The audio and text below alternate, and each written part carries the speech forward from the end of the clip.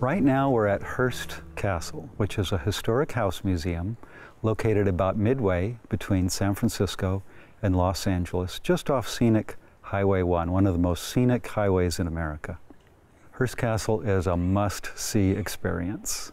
It's really one of the great opportunities for visitors from anywhere in the world to see a picture of history that's frozen in time. Hearst Castle contains all original 22,000 works of art that were purchased specifically for the castle. It was built between 1919 and 1947, and then in later years donated to the people of California as a gift to be open to the public for people to come and enjoy and see history frozen in time. When you walk through the castle, you see it the same way President of the United States when he visited Calvin Coolidge, or movie stars, or scientists, famous aviators, people making the news in the 1920s and 30s.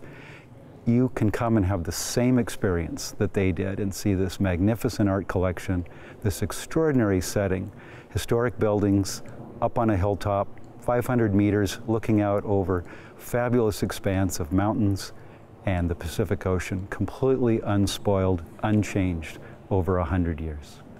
Visitors that take the Grand Rooms tour, in the first room as you enter the main house called Casa Grande is a room called the Assembly Room, where guests would assemble for cocktails and hors d'oeuvres before dinner.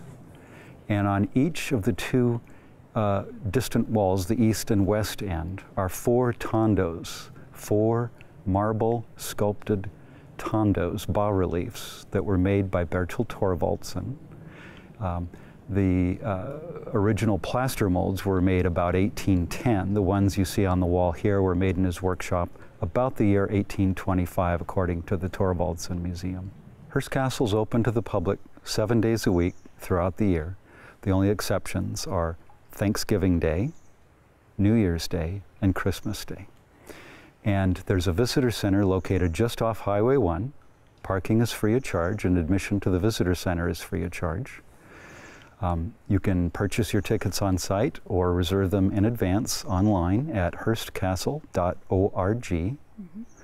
And you pick up your tickets. You can see an IMAX film about how Hearst Castle was built, what inspired it, why it was built, how it was built. And then from the visitor center, you can board one of our motor coaches that brings you to the hilltop. It's about a 15-minute ride, and you're met here by a tour guide who will escort you through the interiors of the house. We offer several different tours of the estate. We suggest the Grand Rooms tour for first-time visitors. And after the tour of the interior, which is about 1 hour's time, depending on the tour, you're free to explore the estate, stroll through the gardens, see the swimming pools, terraces, walkways, outdoor art collections, sculptures from ancient Rome, ancient Egypt, and just soak in the ambiance of 360-degree views of the Santa Lucia Mountains and the Pacific Ocean. In my opinion, I think just the nature and the beauty of the setting and the natural harmony that transitions from the nature to the built environment, to the architecture and the landscape architecture. The land around Hearst Castle will never be developed in perpetuity. An agreement's been entered into so that between Hearst Castle and Monterey, there will never be any building forever.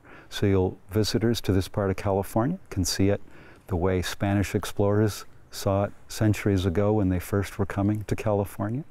And of course, much of the California coastline has been developed. And that's nice. It's nice to have things that are accessible and enjoyable and have lodgings and so forth and good restaurants and things to see and do. But it's also nice to just have the unspoiled nature so that you know when you come to visit Hearst Castle, every direction you look at, you'll see beautiful nature, unspoiled nature, which looks a little bit like Southern Europe, like Spain, like Italy.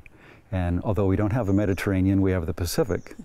And as you transition with your eye, as you transition from the ocean to the hills, it gradually becomes more developed, more of a built environment, more like a Spanish town. Matter of fact, the main house is built in part based on the inspiration of a cathedral in southern Spain called Santa Maria la Mayor in Ronda, Spain.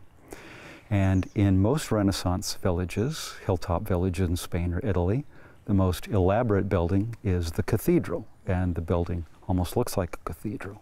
In front of it, a piazza or a plaza like we're standing in, and the guest houses representing the homes of the village.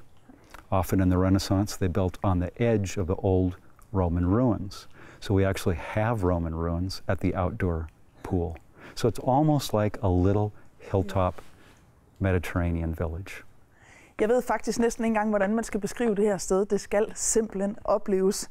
Men jeg kan bare fortælle dig, at det er en kæmpe kontrast til den uberørte og vilde natur, som man kører i ude på Highway 1. Det kan godt være, at du ikke har tid til at stoppe, men så vil jeg bare sige, at det er rigtig synd, for det her det er virkelig en perle.